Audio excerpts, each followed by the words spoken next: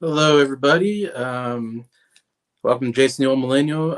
Doing a live stream here in my basement in the great state of Kansas. Uh, Want to do a live stream every once in a while, ranking my favorite movies per decade, top 10 per decade. It's something I was wanting to do. Um, Actually, on my channel, I did a top 20 favorite movies for each decade, basically starting from the 2010s, and I worked myself to the 1950s. I was planning on doing 1940s and 1930s as well, but as I've started doing the live stream, I kind of thought it might be easier if I did a live stream and just did my top 10 favorite movies per decade, and it'd be a little bit easier instead of because before I had to do my top 20, I did in five movie increments, so I did four videos to cover all 20.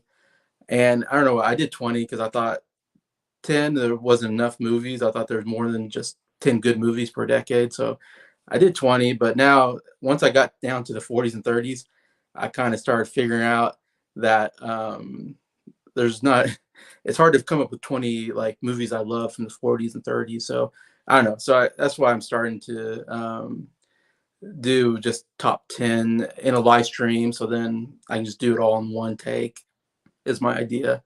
Anyways, this is my top 10 movies from the last decade. I don't know what you call the last decade, 2010s, I guess is what I'm calling it. Um, so yeah, so that's what I'm gonna do today. I see I got Sophie. Hi, Sophie. Evening for you, afternoon for me. And hey, Jacob, how you doing? Glad to see you guys. Uh, just me today doing this on my own, just my personal list. 2010s, of course, obviously most recent decade. I definitely saw a lot of movies this decade. I think I probably own the most Blu-rays and DVDs from this decade, probably because it's so recent. And I went to the movie theater and saw a lot of these movies in the theater. So I definitely got a lot of movies to pick from. It was kind of hard to pick from all the movies, all the really good movies from the last decade. And I feel like looking through it, of course, it definitely was a decade of superhero movies. MCU was going really, really strong at this point. DC also, but I don't like the DC movies as much. The MCU movies I think have been really, really good, especially in the last decade. Some of my favorite superhero movies have come out. Um, so definitely you're going to see some superhero movies. I'm going to talk about some of those from the MCU because they've definitely been some of my favorite. I think also Disney animation really started coming back in the last decade. I feel like in the 2000s, Disney animation kind of took a drop. They stopped doing Disney musicals. I guess was what I would call them, Disney animation musicals. And anyways, and I'll talk about it here in a little bit because I got some movies from that kind of revitalized the Disney musical, which I think is I don't know why they did away with it. To me, those are like the best Disney movies. So um, just those are some of the genres I can think of that really also, you got a lot of fans. You got Harry Potter still finishing up in this decade that I'll talk about here, and yeah. So, anyways, Sophie, yeah, it's 8 o'clock, isn't it, over there in England, good old England. So hopefully you're okay. I want to do this early enough that people from England, if they happen to be on here, they could be on the live stream. Anyway, so I'm going to go through some honorable mentions. I got quite a bit here to talk about. Um, First one for me is Patriots Day as an honorable mention. I saw this in theater, and man, was this an emotional roller coaster movie. Mark Wahlberg, of course, starring in it. Really good cast, though. You got J.K. Simmons, John Goodman in there. Um, let's see, Kevin Bacon, Michelle Monaghan. Yeah, really good drama thriller. I mean, I saw this in theater, and my heart was pounding during some of those scenes. And like I said, I definitely cried when I watched this in theater, and I cry pretty much every time I watch it. I get very emotional because it's about the Boston Marathon bombing. I forget when that happened exactly, but happened a while ago. Now I don't know if that happened 10 more years ago. It seems like it's been a little while, but I remember when that happened, and that was such a big deal, of course, here in the United States. I remember being at work, and we had a TV, and walking by and going, "Oh, what's going on?" And seeing, "Oh, there's been a bombing in Boston, a terrorist bombing," and I forget how many, 10 people or so got killed, maybe. Many more got maimed and ruined all their lives. Obviously, everybody was there, and that was such an emotional thing because, man, you're like, man, let's get these guys, let's get them in jail or kill them because that's a horrible thing. Bombing and killing innocent people and kid. There was one kid that died. I mean, very sad. Anyways, but yeah, really good thriller movie, directed by Peter Berg, who is a pretty good director. I enjoy his action thrillers. Anyways, but yeah, I have to highly recommend it. I don't know about people in the UK if you remember, if you heard about that story, the Boston bombing, Boston Marathon bombing. Of course, so every time I watch this movie, I always think about that day when it happened. And of course, I feel very emotional about and very angry about what happened there. But yeah, very well made movie. Mark Wahlberg, I don't know if you think of him as a good actor. He was an Oscar nominated actor. To me, this is his best performance, Patriots Day. I thought he gave a really good, didn't get nominated, but I think it was an Oscar nominated type of role for me. And I got Briar. Hey, Briar. Nice to see you. See you Friday. Sophie, have you shared in the group? No, I haven't, Sophie. Yeah, you can do that if you want. Thank you. Appreciate that. Yeah, I was thinking about doing this yesterday, but then some stuff came up and I didn't get around to it. And so it's something I kind of wanted to get to. Every couple of weeks or something like that, I want to do a live stream ranking my favorite movies of the decade and trying to get through all from 2010s to 1930s. Anything past 1930, I don't watch a lot of silent films, so I can't do very good 1920s on. I don't really know movies that well. But thank you, Sophie. I appreciate that. Jacob says, Patriots Day has been on my radar for a while, though I do remember the actual story. Yeah. It was, let's see, Sophie. Yeah, I remember seeing it on the news. Okay, so you remember it from England. Yeah, it was a big deal. I mean, it's definitely one of the biggest terrorist attacks that we've had in the United States. And yeah, definitely very emotional. Very emotional if you're from Boston or probably from Massachusetts or from New England area. Definitely was a big deal there. Even from Kansas, being from Kansas, I thought, of course, anytime you attack anywhere in the United States, it feels like you attacked me too. Of course, because we're all Americans and we're all in it together and all that. But yeah, definitely recommend the Patriots Day though. Toy Story 4 is surprisingly, when I say this, people are surprised. This is my favorite Toy Story movie. I love all the Toy Story movies, all four. It's maybe the best. It is the best animation franchise of all time, I think, in my opinion, best Pixar franchise. I'm the only one that has four movies, but I absolutely love Toy Story 4. In fact, yeah, I don't want to say too much because I'm going to talk about my top 10 animation movies this Friday, but yeah, I highly recommend all the Toy Story movies, but Toy Story 4 definitely is one that really surprised me. I thought it was so funny. Love all the new characters. Forky, I love Forky. I don't know why, he just makes me laugh the way he waddles and all that. And Tony Hale, I believe the name of the actor, is very funny as Forky. Also love was it Bunny and Ducky, which Key and Peele do. Um, they're very funny, of course, because they have great chemistry together because they work together so much. Then I think it's Duke Kaboom, played by Keanu Reeves. I thought that was the Canadian Daredevil. Very funny character, I think, and really well done. Anyway, so I love all the new characters. A lot of comedy, a lot of funny stuff in there, and very emotional at the end. If you don't know, it's like the last Toy Story movie, so there's kind of a goodbye scene. I'm like, oh my gosh, like, Woody and Buzz are like one of my favorite duos of all time. So yeah, so I highly recommend all the Toy Story movies, but Toy Story 4 is like my favorite. Let's see what the chat is. I had 8 people, now I got 6, so that's cool. I enjoy getting some people in here. Toy Story 2 is my favorite. I would say that's my second favorite after Toy Story 4, but Toy Story 2 is so great. I absolutely love Toy Story 2. Very funny and got a good song in there. The View with Drew. Hi, Drew. Nice to see you on here. Wolf of Wall Street and Prisoners are two of the best 2022 movies. I've seen Wolf of Wall Street.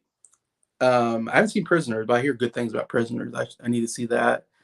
Wolf of Wall Street, surprisingly, I actually enjoyed that. I wasn't sure what to think because honestly, I usually it's there's lots of questionable stuff in that movie. I don't know what to say. Lots of sex, nudity. I mean, I usually don't try. I try to stay away from movies with that much sex and nudity in it. But of course, I had to watch it because it was nominated for Best Picture. So I was like, oh, I'll check this out. And I kind of was like, wow, actually, I kind of enjoyed this movie. And Leonardo DiCaprio gave such a great performance. A lot of good comedy in there mixed with the drama. So I agree that was a good movie. See, Jacob, I do enjoy Toy Story 4, all the new characters, but I do think it's the most unnecessary of the four. Yeah, I think I heard you say that on here when you ranked all your Pixar movies. Like I said, I don't think anybody likes Toy Story 4 as much as I do. I don't know why I especially really enjoyed that one. Glad I got Adam here. Hey, Jason, great to see you live once again. How are you? Doing pretty good. It's a Monday afternoon, kind of early afternoon for me. Adam and Briar, I'm going to do live stream Friday, so stay tuned for that. I think that'll be fun, talking more about animated movies. Uh, Jacob favors Toy Story 3. I think most people say Toy Story 3, like, or Toy Story 2. Obviously, Toy Story is the original, is so classic. But yeah, I hear 3 a lot. That's actually my least favorite of the 4. I don't know why. I don't laugh as much at Toy Story 3. And the story is not my favorite story, but a lot of people love Toy Story 3, which I understand. There's some good stuff in there for sure. I got my sister, Abby. Hi, Abby. Nice for you to join in. I feel like they made Toy Story 4 just to wrap up the main characters. Yeah. So they continued character and stories. I did like it though. Yeah. I wonder if they would do anything else with the Toy Story franchise. Because if you don't know Toy Story 4, I mean, yeah, it does kind of end the Woody storyline, I feel like, which I liked that they kind of Toy Story to me has always been like Woody's story. Buzz is obviously a very important character, but I almost feel like it's always been Woody's story all the way through, and he's been kind of the main character. And to see his arc from the first movie to the fourth movie, what happens to him? I mean, he definitely. I feel like you can't have, and I don't think Tom Hanks would come back for. I don't know if he'd come back for another Toy Story, and or Tim Allen. Feels like they've done their part for the story, and I don't know if they can go off on other characters. That would be interesting to see. I think because such a good franchise. I mean, I think they could do some spin-offs if they really wanted to. Of course, they did the Lightyear movie, which I don't think worked as well as they were hoping. So I don't think they would do any more Lightyear movies. I wouldn't think, but I could be wrong. Uh, but yeah, I was trying to think what was I saying? Yeah, and the whole Toy Story 4, they probably didn't need it. That's true. Uh, but yeah, I love it, so I'm fine with it. Like if they wanted to make a Toy Story 5, I'd watch it because so far they've done a really good job. It's very rare that you can do that many movies and not have a really bad one in there. Um, I can't think of another franchise that has 4 like really good movies in it like this. So that's definitely. I mean, they really hit the nail on the head on that one. I mean, think of the Car series that has not done very well, I don't think, and I can't think of any other series that's done as well as Toy Story with 4 movies, all doing very well. And I want to say 3 and 4 won Best Animated Movie, maybe 2. I don't know if 2 did. They didn't have it when 1. No, they didn't have it. I don't think when 1 and 2 were out, but 3 and 4 won Best Animated Movie. So obviously done very well in that category. Um, See, Adam says, I want to tell you my favorite Toy Story film, but you'll find out Friday. Yeah, I know. It's like I can't say too much about it because we're going to talk about animation movies Friday. But Toy Story movie appear on my list, so we'll see. Yeah, it's interesting because Adam and Brian were going to do the top 10 favorite animated movies. And I feel like there's so many animated movies. Our list could be so different, yet the only movies I think we could have the same is like Toy Story movies. I bet we'll have some of those in there, all 3 of us, because that's definitely a franchise or movies that everybody loves. So, but we'll see. Okay, talk about some, like I said, superhero movies. Some that didn't make my top 10, but very close. Really love Thor Ragnarok, um, the third Thor movie. And I haven't seen Thor Love and Thunder yet. That comes out on the 8th. in Disney Plus, so I'll get to catch that. I hear it's not as good as this one, so I can probably safely say this is the best Thor movie. It's funny, like Thor 1 was like okay, like movie. Thor 2 was a Dark World, whatever. To me, is probably the worst of the MCU movies, or towards the bottom of the MCU. I don't know. I never really cared for Thor at first because he was just like too powerful. Uh, and I don't know. I like the characters that aren't totally invulnerable or whatever. Or like I like the Iron Mans and the even Captain America is super strong. You can still kill him, with a bullet or something. I don't know. I like the super character like Batman, of course, and Spider-Man. I don't know. I like them. They can have superpowers, but I don't like them to be too superpowered. So Thor has always been kind of my least favorite until Thor Ragnarok. And of course, they made it more comedic, and the comedy works so great. And I mean, Chris Hemsworth is so funny as Thor, which you didn't see him bring out that comedy in the first two. But obviously, this one, and I know the next one, it's very comical. Of course, thanks to Taika Waititi, who's a comedic director who took over the last two Thor movies. But yeah, I love it, how funny it is. Some of the action is pretty good. I love the music that they put in there, and it looks really nice. And it's not my favorite story, but obviously, like I said, uh, love all the comedy that they bring into the movie. And it's a very fun movie to watch. Let's see. So if you only seen the first Thor film, that was enough for me. So you're not a fan of the Thor films. I'd almost say skip the first two and just watch the third one, but another MCU movie I really like is The Winter Soldier. This is another one where I thought the first Captain America movie is one of the worst in the MCU. I thought it was very boring. I don't know, just did not work for me. And then Captain America Winter Soldier, of course, they changed directors. I always forget what their names, the Russo brothers, who then go on to make the Avenger movies, and they became like the best directors in the MCU, basically. And but when they did Winter Soldier, man, that totally changed the MCU to me. Where it's like, wow, this is like one of the best action movies I've ever seen, and it made Captain America definitely like one of my favorite superheroes, thanks to that movie, Winter Soldier. And story wise, they did so much. They bring in the Falcon, of course. They bring in Winter Soldier, which uh, Winter Soldier is like the best like henchman, I think, in the MCU.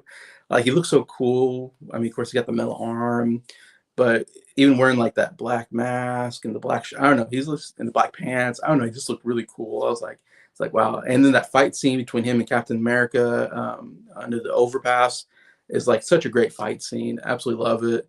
A whole sequence. But yeah, so as an action movie, is great. I thought they did so much with Captain America's shield. He's using it, bouncing off things and hitting people. Like I love how he's using the shield in this one. How he brings it back like a boomerang. Comes back to him. Like that was all really cool. And he comes just more of a really good like hand-to-hand fighter, I think, more than the first movie. And yeah, so Winter Soldier. Of course, they did so much with the story, with Shield, and kind of really changed the MCU in a big way, and just a solid action film with a little comedy in there as well. There's Black Widow's in there too. See, Briar, I saw Thor 2 in theaters. Honestly, can't remember what happened. Yeah, I agree. It was kind of a boring movie. Jacob says Captain America: The Winter Soldier was so good it made me love Steve as a character. It also retroactively made the first one better with his character arc in full context. Okay, that's a good point. I've gone back to see the first one. It's just a little bit slow to me, and it's a different director. I don't know if that's a reason, but of course it's an origin kind of story where he kind of gets his powers. Sometimes origin stories can be kind of boring because you're waiting for them to become powerful and they can finally do cool stuff. Another MCU movie that came out the same year as Winter Soldier, 2014, is Guardians of the Galaxy. I have to say, I do love MCU movies that are very funny. Like Thor Ragnarok, I would say Guardians of the Galaxy are probably two funniest movies I've seen in the MCU. I do love the comedy in them. It's such an interesting movie because it's such a out there movie because it's definitely, well, most of the MCU takes place, on Earth or whatever, except Thor takes place in as Asgard. Guardians of the Galaxy is like the space opera kind of movie done out somewhere in space and introduced so many different aliens and it feels like everybody's a different skin color. You're all green or all blue. And then you have like this tree that just says "I am Groot." I mean, kind of strange character. And then Rocket is this talking raccoon. I mean, it's a very strange idea for a movie, but it works so well because of the James Gunn, the comedy, and James Gunn does such a good job bringing people together. I think because I thought Suicide Squad was good too. He does a good job, I guess, bringing all these kind of strange characters together into a movie and have this like team up movie. And I thought Guardians of the Galaxy was so fun. It's another movie I was like, man, it's one of the funnest movies I had watching the movie theater, and it's one I still love. And I've heard people say Guardians of the Galaxy 2 is better than the first one. I still like Guardians of the Galaxy better, but I do understand Guardians of the Galaxy 2 is also a really fun movie and has a lot of comedy in it that I really like. Sophie says, only seen the first Guardians film. I do own both, though. I see. Yeah. You have to get to the second one, Sophie. Okay, then I want to talk about some animated movies I really liked that didn't make my top 10. First one, Tangled. This movie was like, to me, like I said, I felt like Disney animation was not that great in the 2000s. Like, you had Chicken Little. I think Meet the Robinsons might have came out at that point.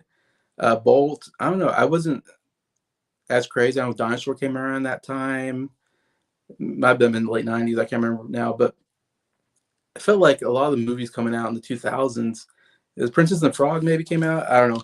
I just wasn't crazy about the movies as much. And it wasn't until Tangled came out that, to me, it made the Disney animation kind of came back really in full force. Of course, Pixar, of course, was maybe the most popular animation studio at the time.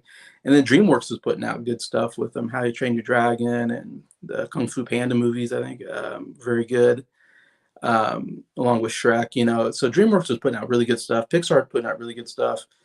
The Sky Blue is putting out Ice Age and Robots. I don't know. So a lot of good animation was coming out, I think. I might be wrong. I'm forgetting that that was all in that decade, but it feels like all this stuff is coming out. I feel like Disney animation was kind of on a downscale. And so when Tangled came out, I didn't go see it in the theater because I thought, oh, Disney animation is not that good anymore. And I don't know why. I just didn't think, I just didn't trust them or something. And then when I rented Tangled, and I was like blown away how good it was. And I was like, wow, this is a really good movie. It's like, again, I'll talk about more on Friday. It might come up on my list for best animation movies. But the music was great, very funny, really good love story, I think. And so it was a movie I was like, wow, like I'm glad they went back to doing Disney musicals. Like I think they should keep doing that. And Tangled did pretty well. And then the next one, Frozen, movie I really like. Again, this was, of course, really, really did well in the box office. I believe it was, I don't know if it still is. I know at the time when it came out, it was the biggest box office movie for animation. I think Lion King used to own the record for biggest box office, or making the most money in the box office. And then I know Frozen took over that. I don't know if any movies taken over Frozen, but obviously very, even culturally, like I mean, every little girl wanted to be Elsa. I remember Halloween, every girl was Elsa when they were trick or treating. I was like, oh, another Elsa. Even my niece was Elsa for Halloween. Yeah, so this movie was absolutely huge when it came out. And when I saw it in theater, I didn't think it was that good. I was kind of like, oh, like it was too hyped up. I was like, it was okay, but it wasn't great. And then when I bought it on Blu-ray, and I've watched it many times, and every time I watch it, I kind of love the movie more and more. And the music is so good. Has so many great songs in it. Uh, yeah, Olaf, love Olaf, very funny. But Yeah, I think after Frozen did so well, then Disney's really done a lot more Disney musicals, and I'm hoping they keep that going because I think that does very well for them.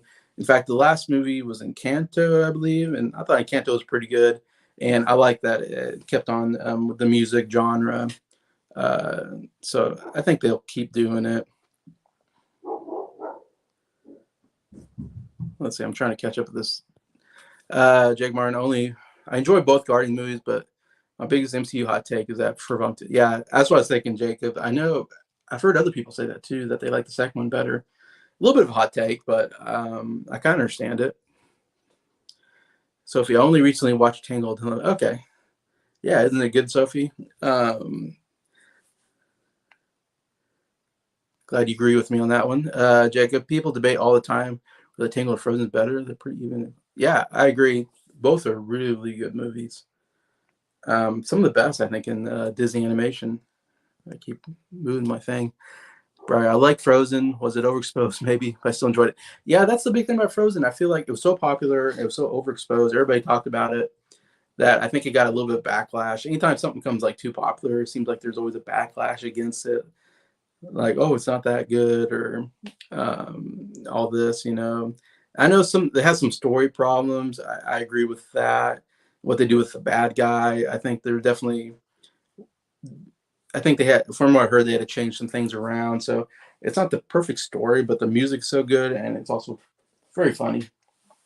The last Disney musical I'm going to talk about, and these are my honorable mentions. I haven't got to my top 10 yet, but Moana is another one of the Disney musicals recently that I think is very good. Just watched it actually recently. Another one, very funny. Love Maui's great character played by Dwayne Johnson. Great music, very funny, just like the other ones. Those are like, to me, the best three that have come out recently. So if you prefer Frozen 2, really? Frozen 2. That's interesting. Like, I don't know. I wasn't as into Frozen 2 as I was into Frozen. That's interesting. But it's hard to make a sequel off of Frozen. Frozen was such a phenomenon almost of a movie. Um, Okay, now we get to another movie that was one of my favorite movies coming out this decade, Dawn of the Planet of the Apes. The second of the three movies. Uh, this one and War of the Planet of the Apes was directed by Matt Reeves, who then directed The Batman recently. And The Rise of the Planet of the Apes was directed by someone different. And I saw that in theater and thought it was okay. It's not a bad movie, it's decent. And this one came out, and so I wasn't sure, like I wasn't like too so hyped on it. But then I went and saw it in theater. I was like so blown away by a lot by the CGI. The apes are done so well. I mean, there was I think Rise of the Planet of the Apes won Best Special Effects maybe. I don't remember if this one won Best Special Effects or not. It should have. I remember thinking this really should win Best Special Effects because I've never seen motion capturing look so real. This was definitely one of the best that I've seen where I was like, wow, those apes really look like real apes. Like they don't look like CGI. Like usually I hate too much CGI and I'm like, oh, there's too much CGI in this movie. But this was one of those cases where I was like, I love the CGI and like I didn't mind all the CGI. And the apes gave great performances. I was like, this is like an Oscar performance, but it's like a CGI ape. I was like, Andy Serkis, of course, plays the main one, Caesar. But I'm always like, want to give Andy Serkis an Oscar for these performances, but they don't give it to him because it's a CGI character and not a live action character. But yet, Andy Serkis gives such great performances in these motion captures. Of course, played Gollum in Lord of the Rings. He played King Kong. He played Snoke or whatever in Star Wars. Definitely the best motion capture actor ever, I think. But yeah, Dawn of the Planet of the Apes, very good thriller, very good, really well directed. Like that's when I was like, man, Matt Reeves is like one of my favorite directors out there. He's so good visually. I think the set design is really good in Dawn of the Planet of the Apes, and cinematography is really good. And of course, you've seen the Batman; he does a very good job in that. So it's like Matt Reeves is one of the directors. Like anytime he comes out with a movie, I kind of want to see Matt Reeves movies. But Dawn of the Planet of the Apes is my favorite of the last three Planet of the Apes movies that came out.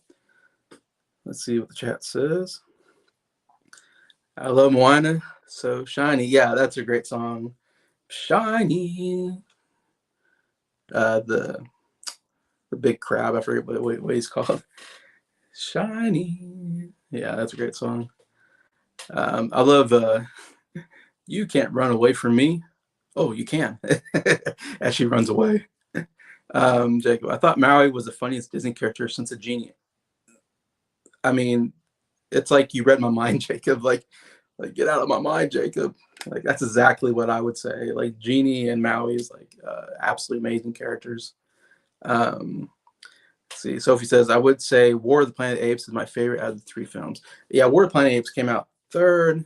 I don't know why I wasn't into War of the Planet of the Apes as much. It didn't capture me quite as well as the second one, but I think it did pretty well, and I think critically it was highly thought of in the amongst the critics. So I kind of get that. I do have a bit of a crush on Andy Serkis. Really, Andy Serkis is such a good actor. I mean, we came out with Gollum, and you didn't know it was Andy Serkis till I watched like the special features behind the scenes, and you're like, oh, who's this guy? I never heard of Andy Serkis, and it's like, wow, what a great performance with Gollum.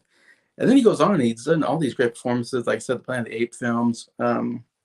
He's been in everything. I mean, like I said, Star Wars. He was in the MCU and Avengers: Age of Ultron and Black Panther, which he does a good job in. And it's like, yeah, he's a really good actor. Like I love to see more Andy Serkis, and not just motion capture. I like to see him live action. I think he's a really good actor. Okay, last my honorable mentions. Like I said, there's so many movies I've seen of this decade. One of the best action franchises or duos I've seen is The Raid. I got Raid Redemption and Raid 2. Um, this is one of the best action movies, one of the best martial arts type films, I guess you can call it. Um, so interesting. The director, Gareth Evans, who I forget, he's either Canadian or he's English, but now I should have done some research here, but I'm forgetting where they are. If they're in Singapore or Indonesia. Anyways, he goes in and he wants to make a martial arts movie. And it's not these. He made another one before these movies, and he saw this guy named Iko Was or something like that. Um, Iko Uwas. I just call him Iko, but this guy, he's I think they call it Salat is the name of the martial arts down there, and he's like a master of that. And he's like saw him. I think he was a teacher or whatever, teaching this martial arts. And he saw him and was like, he's never acted in a movie, and was like, hey, I got a movie I want you to be in. I think you have a great screen presence, or I think you could do it. And Eco totally nails this part, anyways. And then he does Redemption, or sorry, the Raid Redemption, the first of the Raid movies, and he really wanted to do this movie first, the Raid 2, but he didn't have a good budget, of course, because he was not a named director and he's doing this martial arts movie. And he wanted to do Raid 2 first, basically the storyline of this one, but he didn't have the budget. So then he had to write another movie, with the first movie, Raid Redemption, and they do the whole movie in one building. So he didn't have to have much of a budget. Um, and basically, in the Raid Redemption, it's this kind of SWAT team goes into. There's a what do you call it? This like big apartment building, I guess, complex, and in Jakarta, I believe. I think it's Indonesia. It must be Indonesia. I'm thinking Jakarta, Indonesia. And there's like at the very top of this. It's like an apartment for criminals. At the very top is like this, you know, really bad criminal warlord, and they want to go in and capture him, but they have to go up, you know, to the top to get to him. So they kind of do this raid, but then they get found out, and so all the criminals are like coming after them, the SWAT team, and they have to fight their way out. Anyways, so that's kind of the basic premise. Pretty simple, but the action is absolutely fantastic. Very, very violent. It's more violent than I like movies usually, but the hand-to-hand combat is so good in it. There's another actor, I can't pronounce his name very well, but he's goes by his name's like Yayan Ruhan Yayan. He plays Mad Dog. I like to call him Mad Dog because that's such a great name. His character name is Mad Dog. Anytime I see him, I think, oh, that's Mad Dog. And he has one of the best fight scenes, Eco and Mad Dog. One of the best I've ever seen. I'm a huge fan of the martial arts genre. So if you like martial arts, you like action, like these are some of the best I've ever seen. This is the second movie because the first movie did so well. It's kind of this under, low budget, but made a lot of money. And so they're able to make Raid 2. And Raid 2, they're able to travel to different destinations. It's much more epic movie. Really, the directing and cinematography is very good. And then the fight scenes at the end of the movie are so amazing. Like, it totally blew me away when I first saw it. I was like, wow, I didn't know that. I mean, they go so fast, so brutal. There's this kitchen fight scene. I mean, you'd have to go on YouTube and just watch this kitchen fight scene. It is just out of your mind, just amazing. Eco, the good guy, and then there's this bad guy called the Assassin, and they have to fight in this white kitchen. And then he pulls out some knives, and by the end of the movie, there's like blood stains all over this white kitchen, this very white, clean kitchen. So you see how much they bled, cut each other. Again, very violent, very brutal, but really good action film. So I had just mentioned those. This is some of my favorite as a fan of action. So have you seen the film Burke and Hare? I haven't seen that. I know that's an Andy Serkis movie. I think I don't know if I think I came across it on like Netflix. I want to say it's like an English movie with Andy Serkis, but I haven't seen it. Abby, I was thinking of 13 Going to 30. Yeah, Andy Serkis is the boss in that movie. Jennifer Garner has Andy Serkis in it, but it wasn't too good of a movie. Yeah, 13 on 30 is a decent romantic comedy with Jennifer Garner. Mark Wahlberg. I'm not Mark. Guy who plays Incredible Hulk. Now I can't remember his name. I thought it decent. Yeah, and that was one of the first ones I've seen Andy Serkis in, where he played just a kind of a normal character, not in a motion capturing or anything. As kind of the boss, but yeah. Okay, so that's my honorable mentions, which I've already spent quite a while on those. So we get to my top 10 favorite movies of the decade, 2010's. First one, going with kind of a classic MCU movie, The Avengers, the first one. Came out in 2011, I believe. And I mean, I've talked about this before on the channel, but it just kind of blew my mind, the idea of taking superheroes from different movies and put them all in one movie. Like, it was never done before. Maybe you take two superheroes into a movie. I don't know, but you don't take like 5 or 4 characters.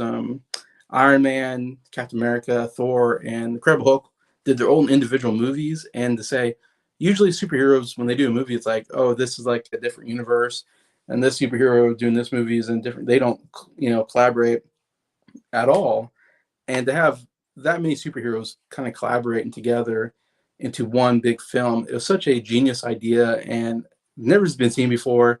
And it worked so well that I feel like everybody else is trying to do it, like DC's trying to do it with Justice League, and just hasn't worked as well. And I feel like King Kong's tried to do it. The MonsterVerse has tried to do it. Hasn't really worked as well as MCU, but still a really, really great movie. Like, even watching it now with so many other superhero movies that come out, still such a well done movie by Joss Whedon. Yeah, Joss Whedon directing it. I love team up movies, I think. So the Avenger movies have always been kind of my favorite of the genre, because I love how all these different characters and how they have different superpowers and how they work the superpowers together to do really cool things.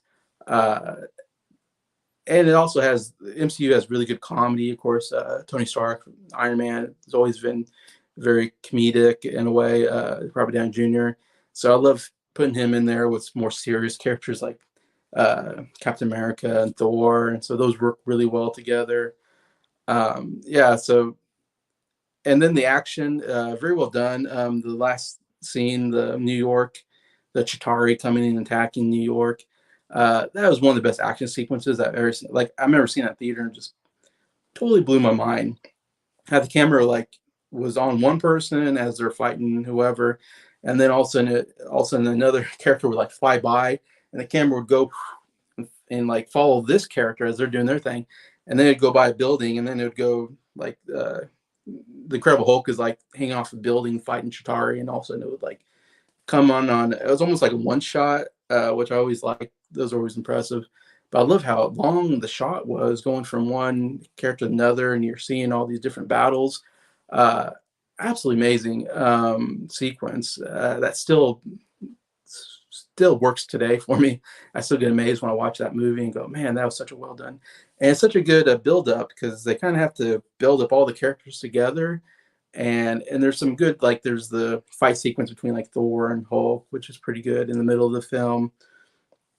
But it really builds up to that really good action sequence because they're all fighting, and then finally they kind of come together as one. And I love when Incredible Hulk, Bruce Banner comes in, and the Chitauri coming down, and there's that really huge floating, I don't know what do you call it, big monster that comes in. And they're like, holy cow, that thing is huge. And it's coming at him, and Bruce, and Captain America says, Bruce, this is a good time to get angry. And Bruce is like, that's my secret, Captain. I'm always angry. And then he turns into Hulk, and then he punches it. Like, man, that is such a great sequence. Perfect way to start that battle sequence. Hulk punching out that really huge monster. And then Captain America goes to the whole thing of like, okay, Hawkeye, you go over here and snipe people out. Iron Man, fly around and try to get everybody away from the people. You do this, you do that, and then the Hulk, smash, or something like that. And Hulk gives a really smile. I'm like, yeah, that's what I want to do. That was sequence great. I love the camera that goes around all the. It's that great pose where they're all kind of posing and the camera's kind of circling around them. Yeah, I love that kind of filmmaking. Such great epic, and the music is so good. I mean, I love all of that. So Jacob says, The Avengers still ranks in my top 10 MCU films. A lot of it due to being the first of its time and with the script. I agree. The fact that it was like the first to do it definitely still makes it one of my favorite movies of the decade. Still made in my top 10. Number 9, another MCU movie. I know I keep talking about MCU, but man, I have to admit, I was like a big fan of MCU. Another one is Captain America Civil War. Another one of my favorite of the MCU movies.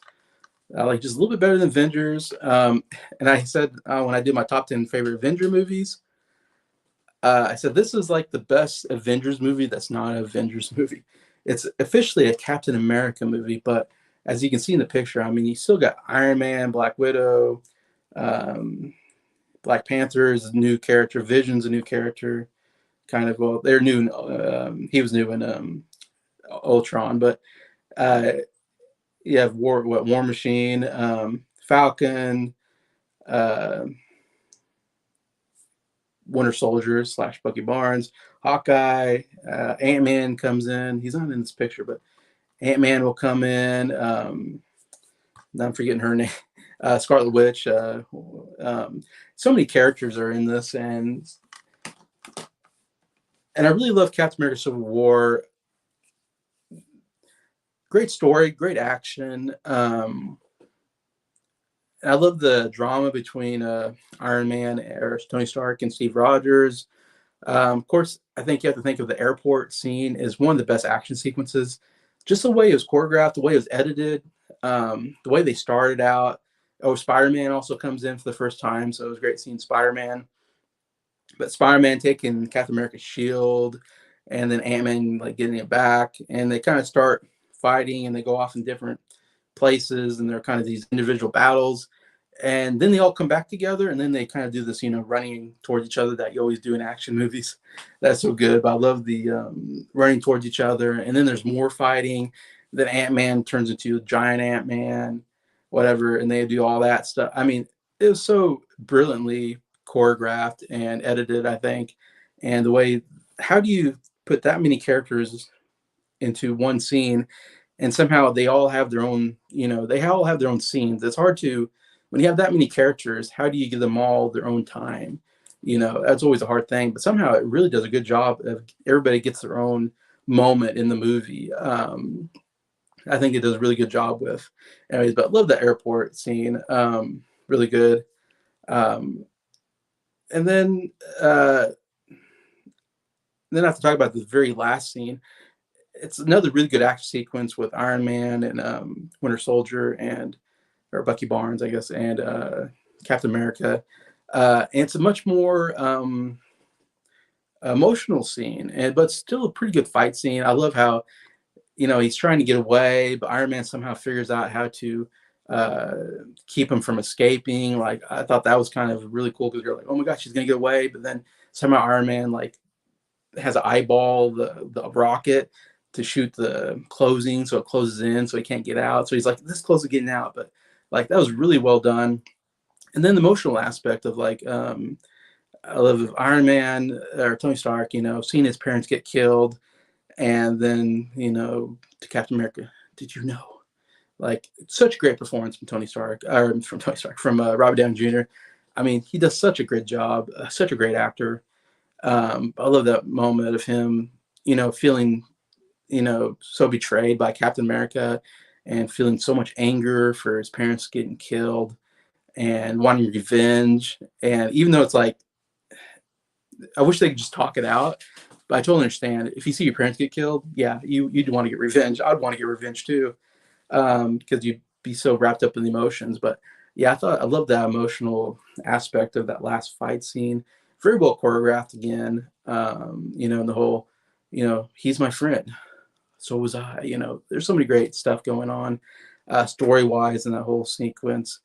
Um, yeah, I definitely Captain America Civil War. Like I said, it's almost like an Avengers movie, but not. But one of my favorite of the MCU.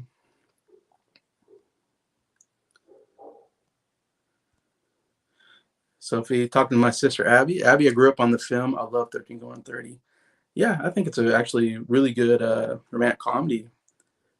As someone who doesn't watch probably a lot of romantic comedies, I enjoy it. Abby, I'm not a fan of Civil War. I don't like when the good guys fight each other. Yeah, I was kind of bothered by that when I first saw the movie. That was kind of a popular thing because we had Batman versus Superman, and then we had Captain America Civil War. I feel like kind of came out around the same time. And so I was like, what is the deal with good guys fighting each other? Like, yeah, it's very weird because you're like, good guys should be fighting the bad guys. They're able to do it in a pretty good way. I mean, War Machine, I'm forgetting his name, but played by Don Cheadle. He does get hurt on accident kind of during the fight scene. But for the most part, the good guys are able to fight each other without hurting each other too much because they're super powered. They can, take a hit.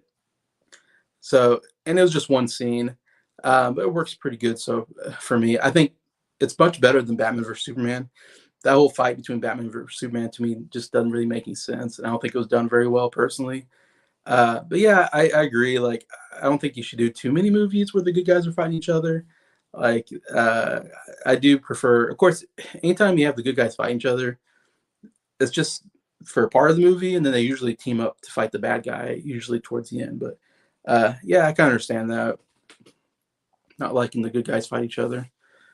Jacob, the best thing about Civil War is that even with all the conflict between all the characters, you still see where each of them are coming from, and you struggle to decide which side to choose. Yeah, the whole, what do you call it? The I forget what it's called. They had to sign this accords, the something accords, some made up country. Um, yeah, and it's like, and Captain America says no. It's like, should the Avengers be controlled by like another group, whether they should go in and fight or not? And like, I was always team Captain America because I always thought, yeah, like I don't want government oversight or something over, the Avengers. Government never does. Anytime government takes over something, it's never good. So I'm always for Captain America. Like, yeah, they need to be independent from any other entity. Basically, I don't know. I didn't understand. They needed some conflict, so they made Tony Stark kind of side with the Accords. I forget the name of it, but yeah, I don't know. I never understood why Tony Stark was so much for signing and like giving up their power basically, or their freedom to another entity. I don't know. I was always for Captain America on that. But I guess maybe some people were on the other side. I don't know. But I always felt like it's like, yeah, a building blew up, but I mean, the Avengers were trying to stop something really bad from happening. So yeah, some people die, but even more people would have died if the Avengers didn't come in. So I'm like, I don't understand that. The Avengers saved people. Why are they all of a sudden looking as the bad guy? Sophie, Mark Ruffalo. That's a name I couldn't remember. Mark Ruffalo, yeah, playing Bruce Banner / Incredible Hulk. Another crush. Yeah, sure. Well, I mean, how many good-looking guys are probably in this film? I mean, Chris Evans, Chris Hemsworth. I mean, yeah, these are like they're in the best shape of their lives. And even got Mark Ruffalo and stuff, and yeah, Jacob, Team Cap, Team Iron Man. See, I'm Team Cap. I don't know about you, Jacob. Yeah, so let's go to my next movie. This is, I consider, again, this is comes from me. I love action movies, and this is maybe my favorite action movie, one of my favorite action movies of all time, and is John Wick Chapter 2. Though I think all three John Wick movies are really good. It's like the best action franchise so far. They made 3 movies. There's a 4th one coming out next year, and I think they're gonna make a 5th one. But I got like this cool steelbook, which I thought was pretty cool. I wasn't even expecting a steelbook. I think I bought it on Amazon. And I was like, oh, I got like a steelbook. But yeah, John Wick Chapter 2. Personally, this is my favorite of the 3. And what I love about John Wick, of course, it's kind of this. They kind of have this whole assassin underground, like kind of, obviously doesn't really exist in real life. So it's this kind of this fantasy, almost assassin underground, which has their own hotels and they have their own language. And they have their own money, these gold coins that they use to buy things and all this. And so it's kind of cool, the world building. I like the world building of it kind of more happens in this movie, and then Chapter 3, Parabellum, even more. And I'm sure they're going to do more in the next movies. But I do like the whole world building of this assassin underground. But yeah, the action is just top notch action. Like it almost ruined me for action movies, because now every time I see an action movie, I'm like, man, what would John Wick do in this situation? I'm like, yeah, this is okay, but it's no John Wick. I don't know. So every movie I see, I'm just like, oh man, it just won't compare to John Wick for me anymore. He's just kind of like the gold standard to me. And Keanu Reeves is so good as the main character. I just love the way he handles a gun, and like, of course he usually shoots everybody in the head like twice. And of course, obviously nobody's that good at shooting, but it's kind of a fantasy world that you just go, okay, it's like James Bond. Like, all right, here's a character that no one can hit him when they shoot at him, but he hits everybody on the first shot. But I do love how he uses not only shooting, but he uses his what do you call it, jinjitsu moves as he's shooting people. And I love how like he'll grab somebody, like do a throw, shoot this guy, and then shoot the guy he just threw down, and usually shoots him like twice in the head just to make sure they're dead. That whole kind of theory. Or shoot him and then shoot him one more time, make sure they're dead. I love how he does that. Or he'll put someone in a move, then shoot him. I don't know. Just like I love how he integrates the jiu-jitsu through it, throughout all the killings and so forth. And the best thing about John Wick, which I never thought about before until watching it, is the way he not just the way he shoots people, but the way he what do you call it, reloads his gun. Like I feel like you see a lot of action movies, people shoot, they shoot so much, and then maybe you see them, after a while, oh, I'm out, and they have to like reload or they don't have any more. But it's pretty popular to just shoot, and you don't have to reload, But in John Wick, it's just I love how he shoot. He quickly reloads, shoot, reloads. Like he reloads so much during his shooting, it makes it so much real, and the way he's able to figure out when to reload it when he has enough time, no one's shooting at him, I guess, and reload it real quick. And and he's so quick at the reload. And I love the way he reloads almost as much as I love seeing him shoot people, which I never thought I'd say before in an action movie. But it's like man, and like one time he's like shoot, he gets a guy, he puts him in a hold, he's out. As he's got the guy in a jiu-jitsu hold or something like that, he has to reload his gun so then he can shoot the guy he's holding down. I mean, like I've never seen that before in a movie. I'm like, this is amazing action. He does this one reload with one hand. I've never seen it done before, but it's like the coolest to me. It's like the coolest thing. I'm like, how did he do that? Like he takes his gun, he flips the gun with one hand, like clicks it. I'm not a gun person, so I don't know anything about guns. But he's like he flips the gun in his one hand.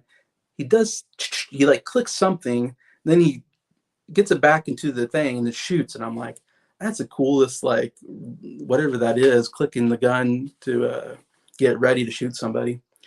Anyways, but yeah, there's a scene where he has to go. He's in Rome, and he's in the catacombs, and he's being chased by a bunch of. Again, it's definitely unrealistic. I will admit, you have to kind of go, okay, I have to take in that it's not going to be realistic, because he does get shot at, but he has like a bulletproof tuxedo. Also love his tuxedo. That I love the look of John Wick, the nicely done tuxedo kind of. I say tuxedo. It's not a tuxedo. Sorry, that's more James Bond. It's just a really nice suit. I guess I should say. He has these really nice tailored suits, and it has like bulletproof in it. And he like somehow pulls up his suit jacket, and that's supposed to stop bullets. Unrealistic, but whatever. You have to kind of go with it because he's a good guy, but in a way. But anyways, I love the catacombs shots. As he's getting shot at, he then places guns throughout the catacombs. So he's as he's running, he then goes and all right, now I got a machine gun. So he gets a machine gun out, runs out of bullets. Okay, now I got a shotgun. Now he's shooting with a shotgun. I mean, just amazingly well done scene. Also, the last scene, he's like in a museum, and he's shooting at a bunch of different. And there's a mirror scene where he's amongst these mirrors. I mean, it's just amazing action in my sense. So, if you don't like action, you're probably like, who cares? But if you're an action fan, I mean, absolutely amazing, well done movies. Okay, so let's see what's in the chat here. So I got Jacob.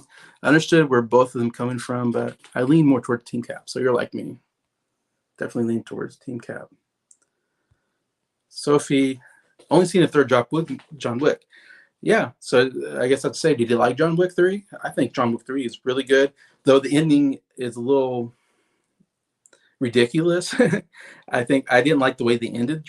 And I thought they were only going to do 3 movies. I didn't realize they were going to do like 5 movies. So I was a little disappointed with John Wick 3 when I first saw it. I was like, this is the ending. I do love the first part when he's being chased by all the assassins in John Wick 3. And he has to fight that 7-foot whatever guy in the library. And then he has those knife fights where he's throwing knives. I mean, I love all that. Let's see, Jacob, you got a hot take. Let's see what this is now. One of my big hot takes is that I feel like John Wick was more awesome when the franchise was small scale. Okay, like the first one was definitely more small scale. The more series expands, the less I'm interested. Okay, so you're opposite of me. I love the world building of the assassins and the whole how it works. You know, it's ridiculous, but I kind of enjoy it. Yeah, the first one is interesting because the fight scenes are still very well done. Like I love when he gets attacked in his house. Like that's such a good sequence. And then there's the one at the Red Circle Club or something. That's really, really well done. But that was more of a revenge movie, while these other ones are more like these epic, you know, all these assassins are coming after him. And the first one was just him getting revenge against his dog being killed against this Russian like mafia. Yeah, definitely more small scaled. Though I thought the ending wasn't as climatic to me. Like he has to fight this old guy, and it's like, what? Like he should take this guy out like easy. Like after he kills the son, it's like that should be the end of the movie. So after that, it was like, okay, I don't get why there's still a movie going on. Sophie, I'm gonna have to go, but you're a smashing deal. Thank you, Sophie. I so appreciate it. Thanks to you for coming on and giving your input. I really appreciate it, Sophie. I really like everything you say. Jacob, well, I enjoy all three John Wick movies. I feel like each one dips in quality. I fear the franchise overstays its welcome with each. It could. That is always a fear. Um, Sophie, you're smashing to it. Well, yeah, thank you, Sophie. I appreciate that.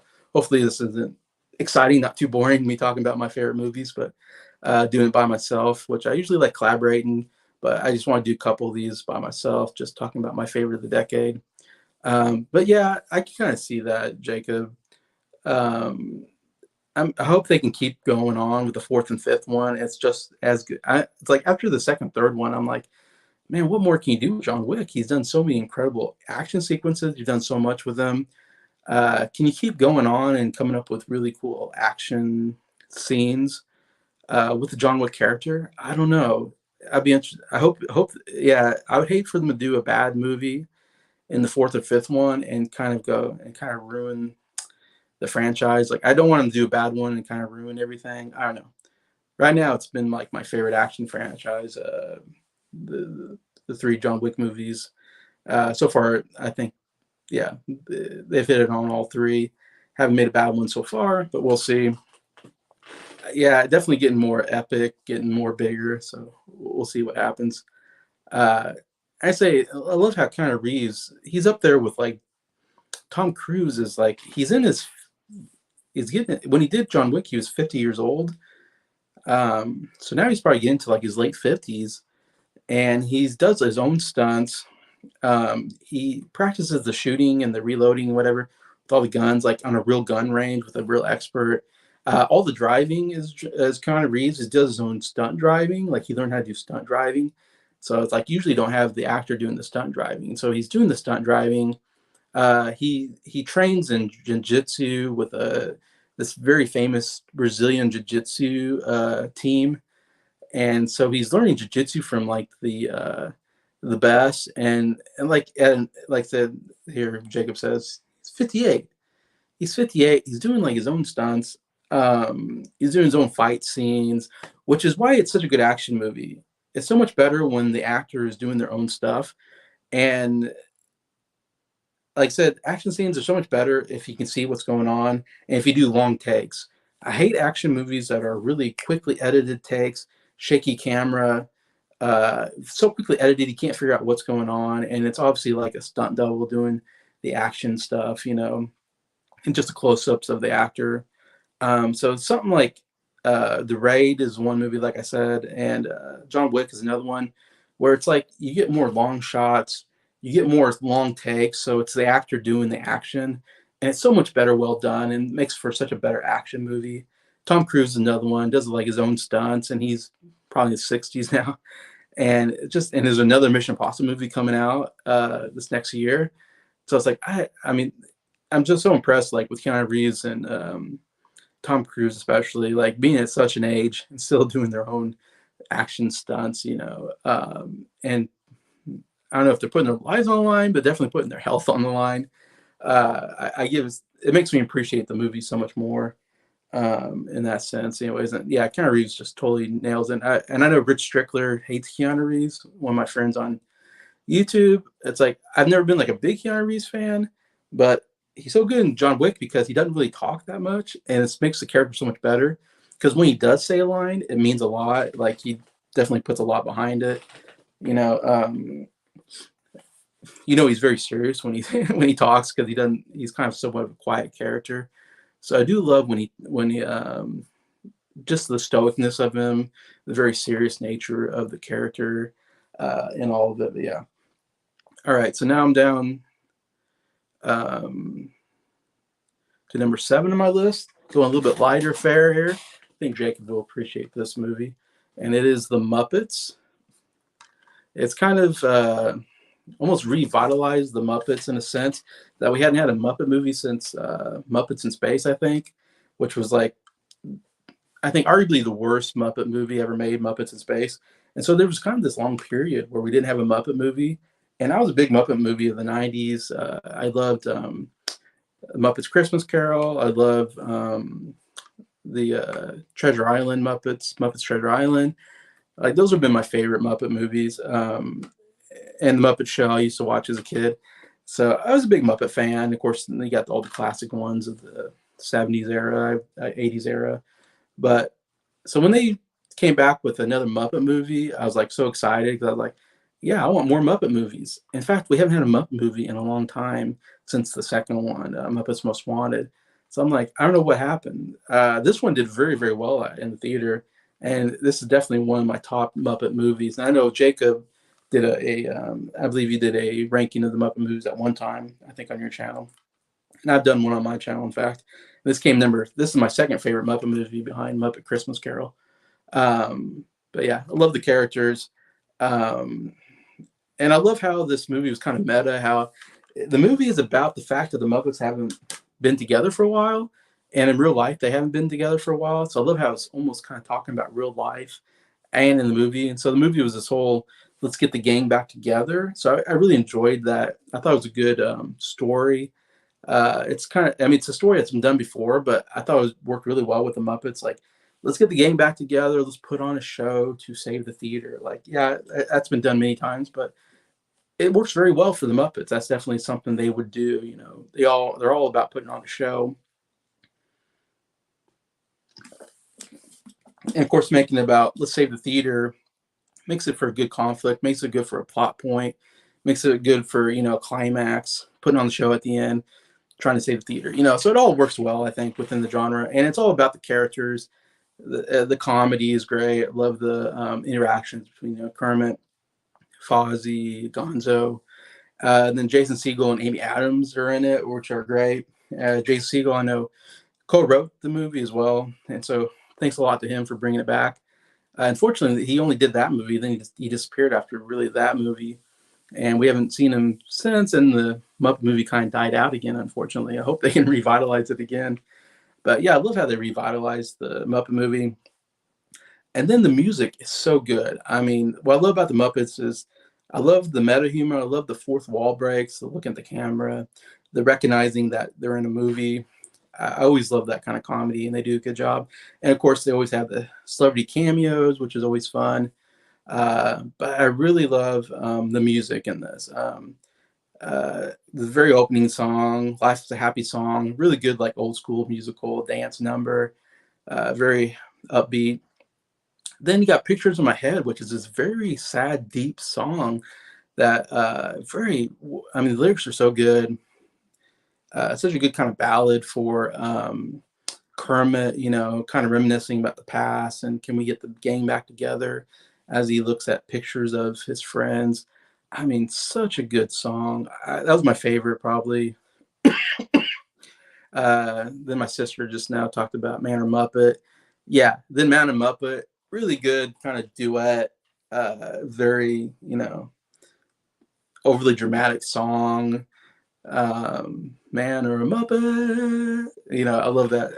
And they're in the rain all of a sudden, and overly dramatic. Won the Oscar for best song.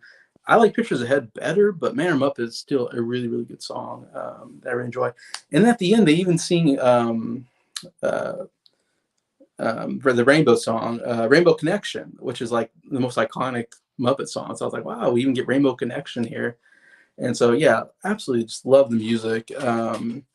Combination of the music and the comedy was so good in this movie. Still one of my favorite of the Muppet movies as a fan of the Muppets. See, I know Jacob's got some stuff to say here, I'm sure. You've earned the Jacob seal of approval of the Muppets. Yes, Jacob. I knew you would be a fan. Jacob, I haven't ranked the Muppet movies, but I reviewed. Okay, so you haven't ranked them. Maybe I'm just thinking of myself. I've ranked them. I know you talk about the Muppets before. Yeah, so that's what I was thinking. You kidnapped Jack Black. Yeah. But actors aren't real people. Remember that. So it's okay to kidnap actors. That was the story there. I always get a kick out of the villain rap song. Oh, you do? That's such a weird song. What's his name? Chris something. Chris Cooper. It's Tex Richmond. Yeah, he does that really weird rap kind of out of nowhere. But I do love the two bad guys. The bear is always funny to me, and The other guy, I don't know what he is. He's kind of a creepy looking Muppet. But I do love the turning kind of the bear. I think turns towards him, says like, "Are we the bad guys?" So like I'm starting to think we're like, yeah, you're definitely the bad guys. Briar is with me. Can't go with the Muppets. I know Briar. Do you have Muppet? Are you one that has like Muppet CDs? I can't remember. It seems like you might have had something to do with that or movies, anyways. But yeah, so I know y'all good. You got some Muppet fans in here. I think if you're a Muppet fan, you gotta love the Muppets, in my opinion. All right, next movie. This one I don't know if I heard people talk about. I really enjoy, and it's called Super 8, directed by J.J. Abrams. Of course, you see Steven Spielberg. Of course, they put on there. Don't forget Steven Spielberg produced it. Um, this was like J.J. Abrams' second movie and kind of his first like original movie kind of he did. Of course, he came out of TV from like Lost and some other big TV shows that he produced.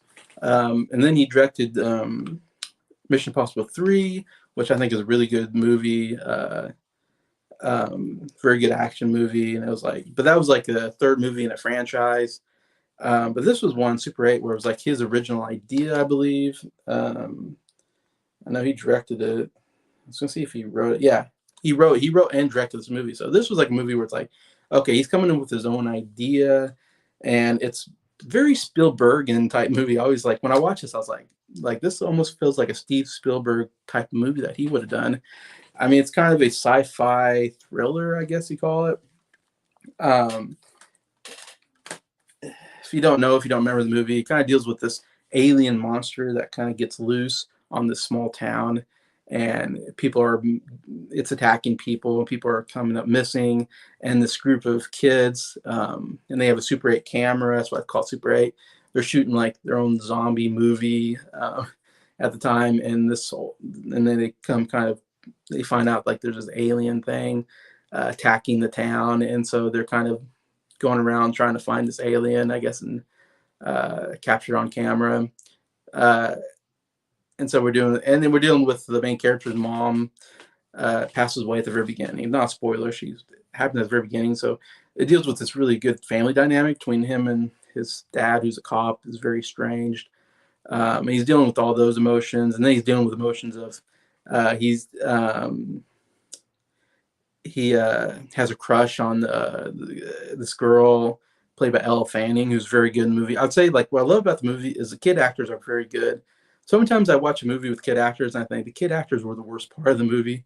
Like they're kind of annoying, but this was one where I was like, I thought the kid actors did a very good job, especially like the main actor and then Elle Fanning as a girl that he has a crush on. Like I thought it was really good, and so there's a really good dynamic between the friends and between him and this girl that he likes. And then, but it's such a good thriller. Like I thought the way they shot the scenes where it's like alien like attacks somebody, I thought were really well done and kind of had me on the edge of my seat. Um, yeah, and then how they kind of tie in the family dynamic within what's going on with this alien in town. Like I thought it was so well done and a lot of good emotional scenes in there. And it's kind of about almost about him having to let go.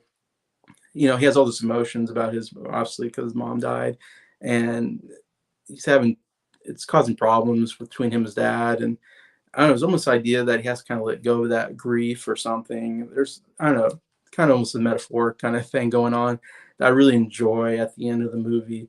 But just really well directed. And like I said, the monster scenes are really thrilling and exciting. And I thought, yeah, just after this movie, I was like, J.J. Abrams was like my favorite director after this. I'm like, wow, he's amazing.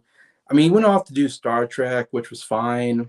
And then I think the Star Wars movies have not been very good. So I'm kind of like, I'm not sure if J.J. Abrams is a good director, but this is one movie, Super 8, where it's like, if you like sci-fi, I mean, it is such a well done.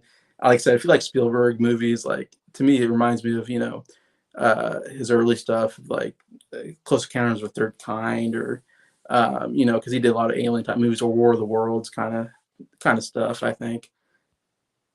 Let's see. Jacob, the creepy looking up is Uncle Deadly. Yeah, Uncle Deadly. Kind of like Vincent Price. Yeah, I like him.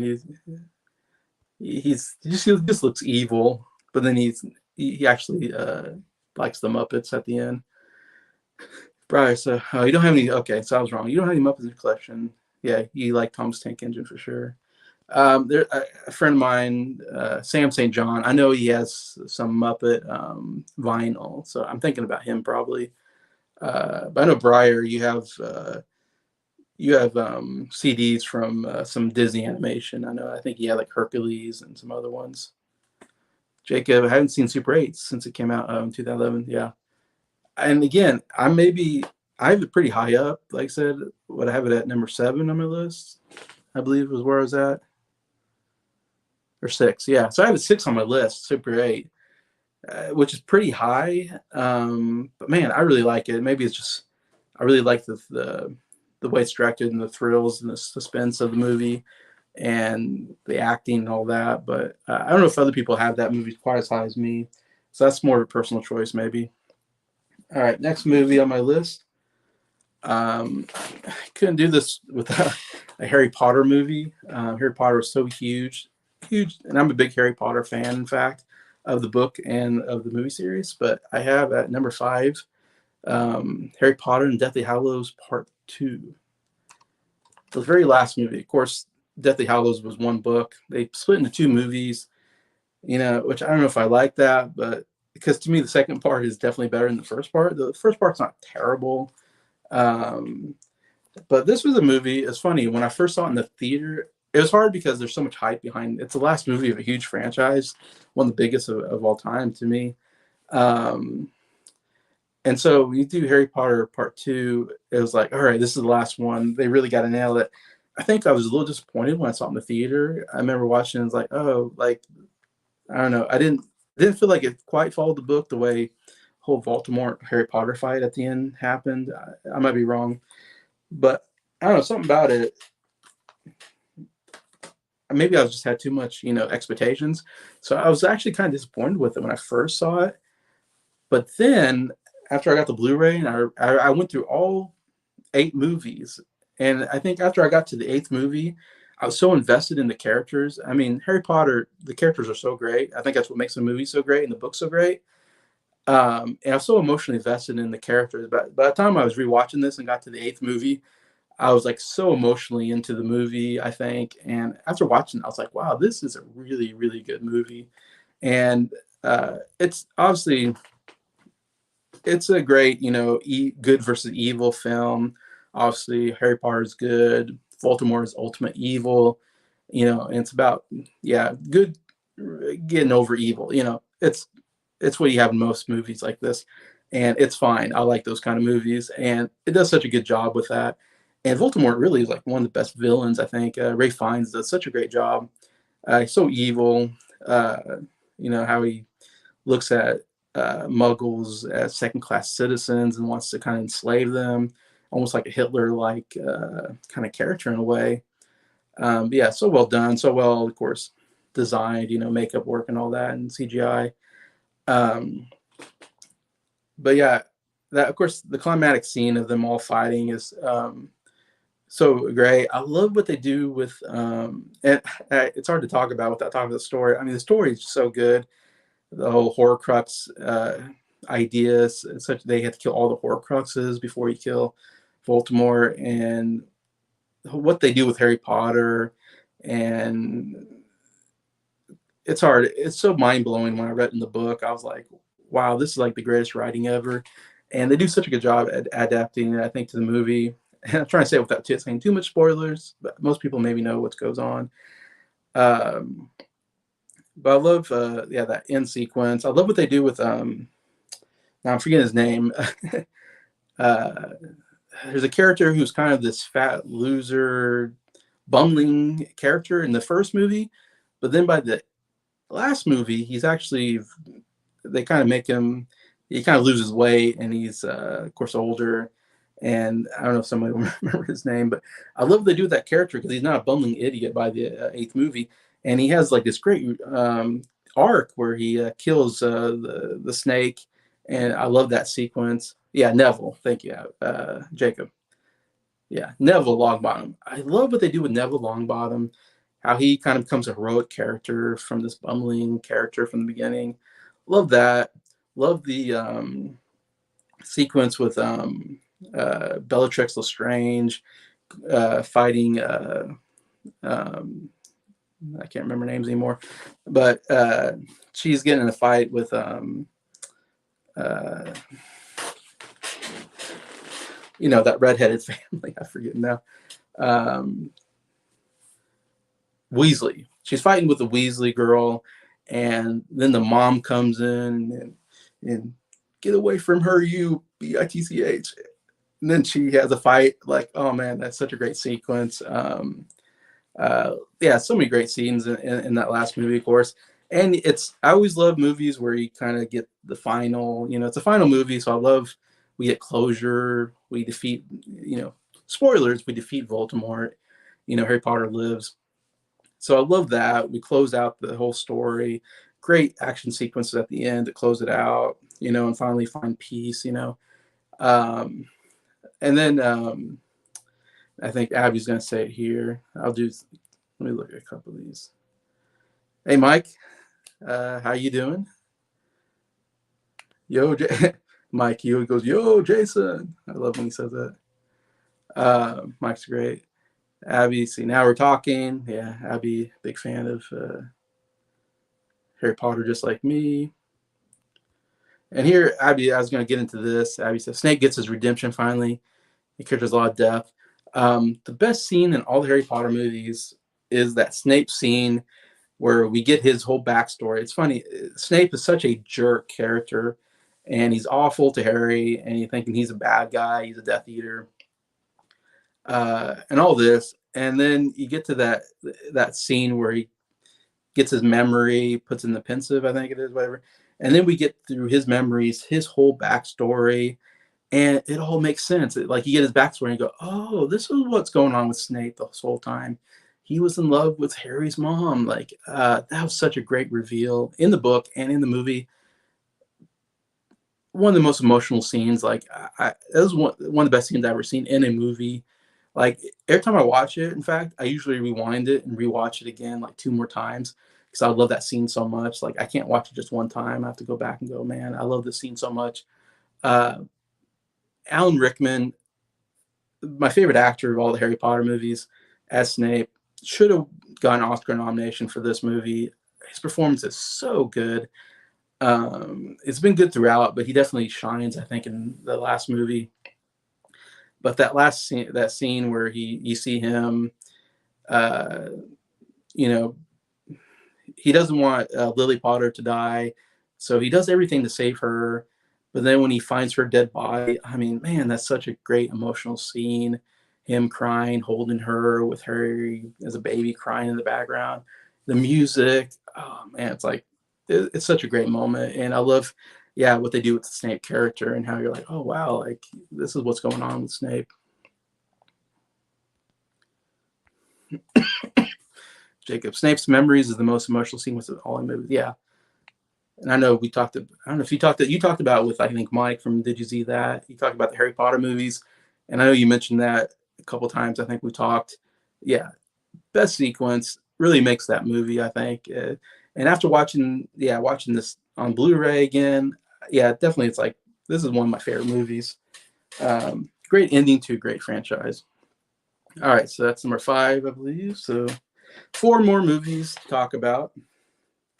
Number 4, I got another kind of sci-fi action mind bender, Inception, movie directed by Christopher Nolan, who of course came off of The Dark Knight, I think at this time, and Batman Begins. They came out with this movie. Great cast: Leonardo DiCaprio, Joseph Gordon-Levitt, Ellen Page, Marion Cotillard, Tom Hardy. First movie I saw Tom Hardy in. I was like, who's this guy? He's really good. Cillian Murphy, Michael Caine has a small part. This is one of the best original stories, sci-fi kind of story ideas. It just blew my mind when I first saw this, and it was like, you're going into the dream world, which is always an interesting idea, going into people's dreams. But this idea that you can go into people's dreams and then you can fall asleep while you're in a dream, and so you're in a dream within a dream. I was like, dream within a dream, what is that? Like that doesn't make any sense, but I love it. Like I don't think that's possible, but what an idea. You can go into different dream worlds, and then somehow you have to get out of this dream world by doing this, and then you try to make it so the person doesn't know they're in a dream world. So sometimes you don't know, and you have to have the object like the spinning top that's how you figure out if you're in dream world or not. I loved all that. Like that was such a interesting idea. And the movie is kind of this heist movie where they're trying to go into this person's dreams and trying to change their mind by convincing them through the dream to do whatever. Like that was all such a really interesting idea, and everything goes wrong, and so they have to improvise. Like it's last, I would say like last, I don't know, 30 minutes, last hour. It's so good when they have to do the final climax of going into the dream. And then you have the whole, and I think Leonardo DiCaprio gave a really, really good performance. I mean, this was during the sequence where he was getting one great performance after another. Like Drew said with Wolf of Wall Street, then The Revenant he won, but then he did Django Unchained. He gave a great performance in. The Aviator, of course, another great performance. The Departed, Blood Diamond. I mean, he was giving all these great performances. So I feel like this was kind of during that time period where it's like, wow, DiCaprio is like one of the best actors ever. And he didn't get nominated for this movie, but this is one of my favorite performances of his. It has a whole sequence between him and his wife. I love him and Marion Cotillard. Like that brings out the emotion in the character, and he feels so bad for him because he can't see his kids. He's wanted for murder, basically, that he didn't do. And when he goes in the dream world, his wife comes back and like she's like kind of scary and terrorizes and kills people. That's all great. I love all that. But yeah, just a really good original sci-fi story that really makes you think. And then the action is actually really done really well. My favorite part is when they're running. They in in one in one sequence they're in like in a van, and the van like goes over a bridge, and it's like turning over, and so because it's like spinning over in the dream, everything is turning upside down, and that was such an interesting. I love that sequence as they're Joseph Gordon-Levitt and this other guy are running towards each other. The room is spinning, and so they have to run off the ceilings and the wall as they collide and they fight. Like when I saw that, I was like, oh my god, I'm mind blown. Like how did they do that? The whole turning upside down while they're running. Like I love that scene, and everything happens towards the end there. And then to me, I like to think of it as a very happy ending. Bye, Abby. Thanks for watching, Abby. But yeah, I love Inception. Probably my favorite. Yeah, my favorite Christopher Nolan movie. Personally, let's see, Mike. Just got out of the cinema. Looked on YouTube and saw that you were alive. I was alive. Yes, I am. I am alive, Mike. But I think you mean I am live. I knew I had to. I had a tuning, so I'm glad I caught you live. How are you? Doing good, Mike. Just doing a little live stream here on Monday afternoon. Just doing my top 10 favorite movies of the decade 2010. So did my that was my number 4. So now I'm down to number 3, my top 3 favorite movies of the decade. Almost an hour and a half into this. Thank you for anybody watching and commenting. Appreciate it. Number 3, one of my favorite musicals of all time, Les Miserables, or is that how you pronounce it? Les Miserables? I say Les Miserables. I like the sound of that. The Miserable is what it means, I think, in French. I love musicals. Huge fan. This is definitely one of my favorites. Directed by Tom Hooper. Yeah, the music is so fantastic. It's almost more music than talking, I would almost say. Love the cast. Hugh Jackman. I mean, Hugh Jackman, I always liked it because of Wolverine and the X-Men movies. But this was the first one I was like, wow, Hugh Jackman's a really good actor. Like, I've always been a fan of his, but this is definitely my favorite performance of his. He got nominated for Best Actor. But yeah, the sequence where he's I think it's called John's Soliloquy, where he's kind of singing to God about, uh, this conflict within him. that this guy helped him when he didn't deserve it. And, he says, I have a soul. How does he know? I love that whole sequence. Definitely Oscar worthy. And then one of the best performances I've ever seen in my life, Anne Hathaway, one best supporting actress, totally deserved. One of the best scenes ever. Her singing Dream with, what's it called? Dream with a Dream or something like that. I dream a dream of time gone by. Anyways, that whole sequence, I absolutely love it. I mean, I don't know how she did that scene. I mean, such an emotional sequence. So much emotion into that song. It's really a pretty song, but she sings it kind of ugly, but it makes sense because she's in a very terrible state of mind. She turns into a prostitute and is not treated well, and um, yeah, just incredible emotions in that song. Of course, she's crying, her head's shaved, she sold her hair for money, and she's just in such a bad shape. And the way she sings that song, like, it makes me like tear up because I feel so bad for the character, and how she had a dream of a good life, but then all this bad stuff happened to her, and she no longer has like a dream anymore. I mean, very sad song. But I love how the whole song is just a close up of her face. Basically, it's all one shot, close up of her face. You get all the emotions in her face as she's singing. I mean, it's such an incredible sequence. I absolutely love. Of course, Russell Crowe playing the bad guy, Javert. Um, but it's a great story. Of course, it's been done before. It's a famous, I think, Victor Hugo novel. Turned to been a movie or a play before, but then they turned to musical, and the music's absolutely phenomenal in here. Love the orchestra. The whole musical score is great, plus the songs. So many great ones to name. There's that big with everybody singing. That one song. They're singing different parts. I love that. They're all singing like different parts. It's almost like they're singing their own song, but somehow it comes back to one day more, all this, and they all come back at the end to sing together. Of course, then you have the song of the rebellion. Now I'm forgetting that song, but and they sing at the very end. I love how the movie ends with them all the people that have died are kind of like in heaven, and they're singing that one song. Now I'm forgetting, which is a really good song.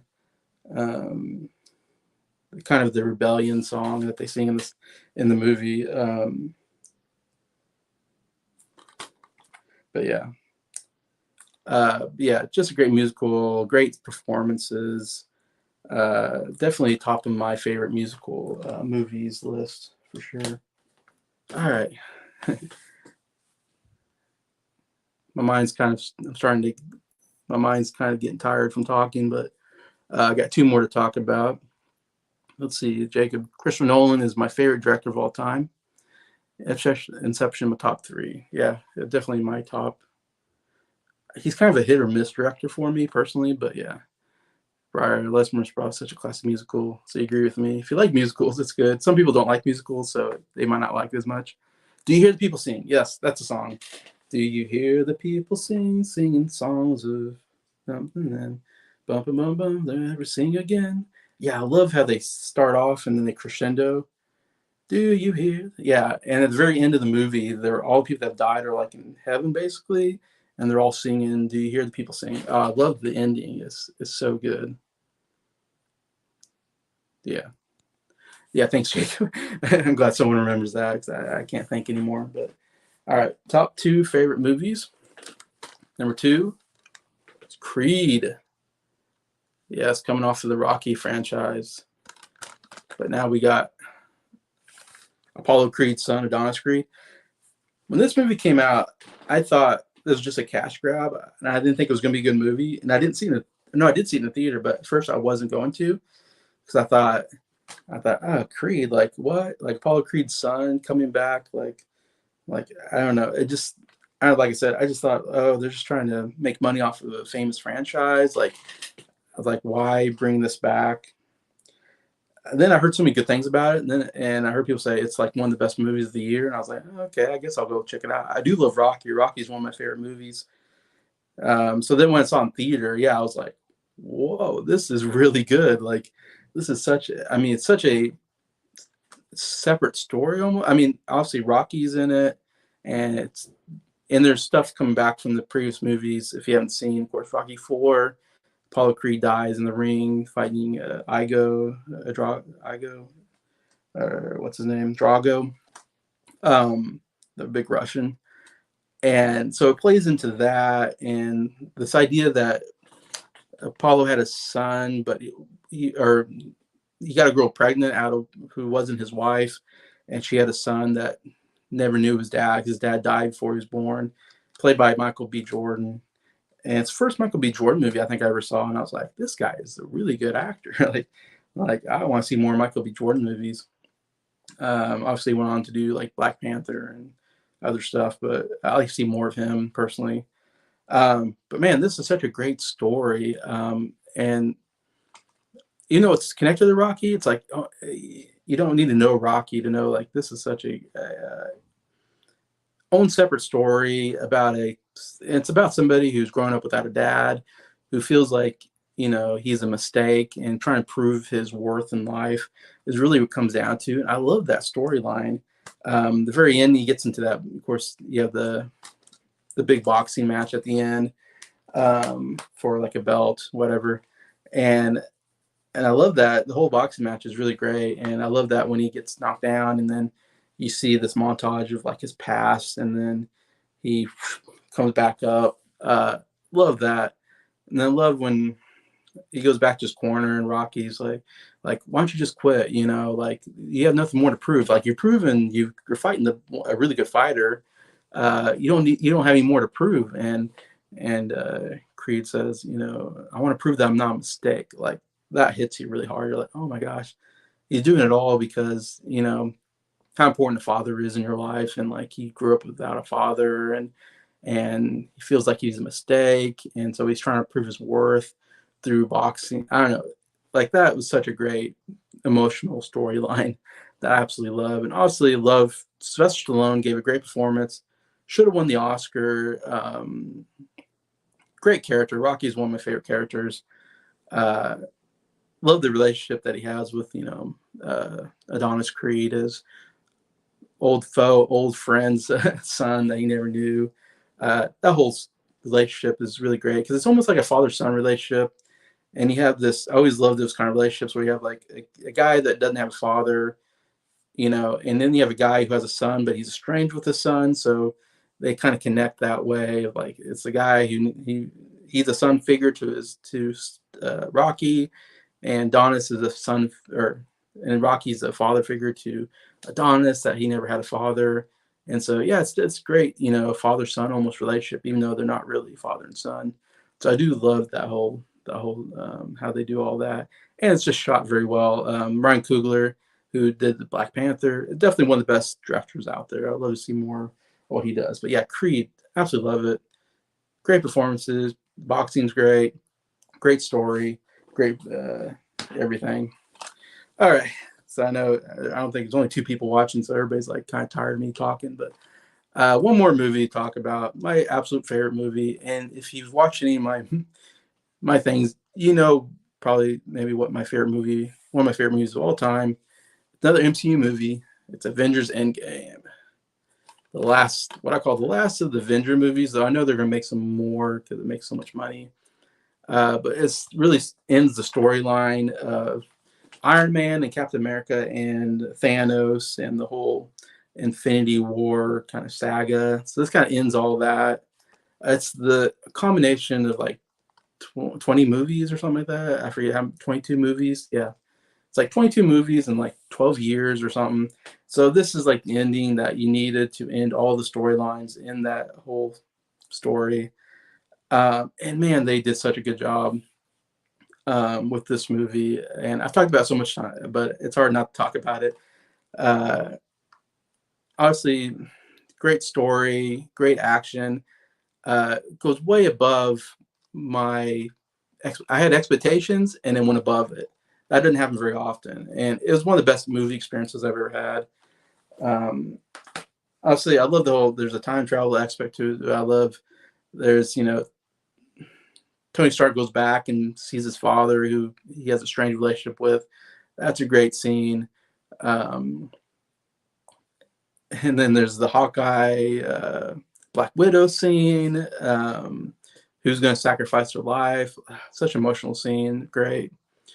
Uh, of course, when it comes to the climax is the best fight sequence best battle sequence I've ever seen in a movie.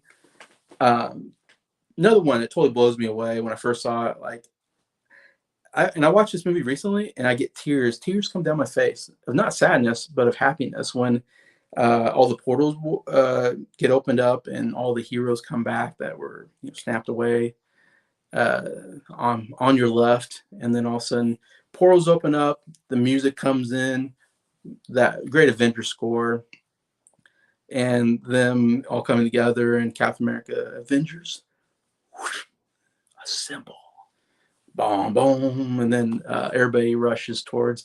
Oh man, that's so good. Like I get tears because I'm just like, oh, this is like the greatest moment of my life. Like, yeah, it was definitely.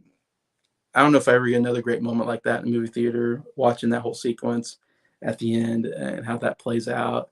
And it's a very sad movie. Like I said, I cry at least 3 times, and I watched it recently, and I cry multiple times watching the movie. There's so many sad moments that happen, especially at the end. That is like really gets me emotional because you're so emotionally involved with the characters. Watching them over 22 movies, basically.